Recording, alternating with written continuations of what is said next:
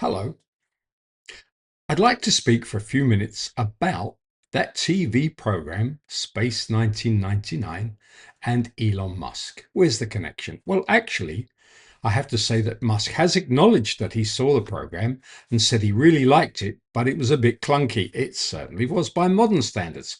Nevertheless, I believe that that program has had a disproportionate influence on Musk and, in fact, the whole of the American stock exchange because they've just launched SpaceX on the American Stock Exchange with a valuation which makes it and Musk the most dynamically rich company and person in the world.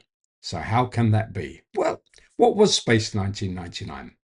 It tells the story of, believe it or not, a moon base. Yes, it has a moon base, and people live on the moon base. And from the moon base, they explore ultimately the galaxy, including trips to Mars and mining on asteroids. It's all there.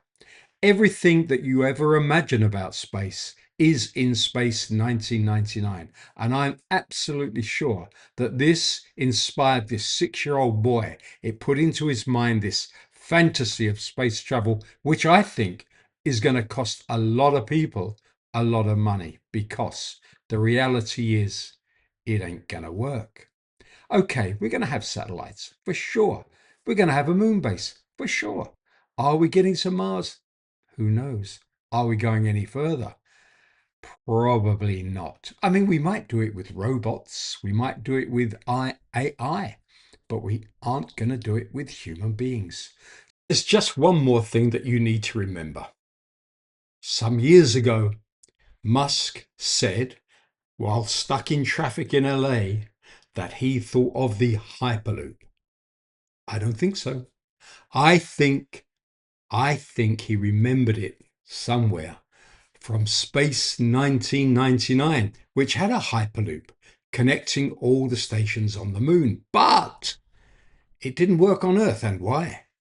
Because it requires a vacuum. However, don't wipe Hyperloop off because remember, in space, not only can nobody hear you scream, but it has a vacuum. And so a vacuum, which is necessary for the Hyperloop, might very well make it work.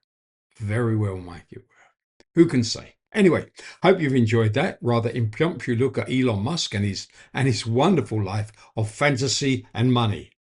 Take care. Hope to see you again. Bye.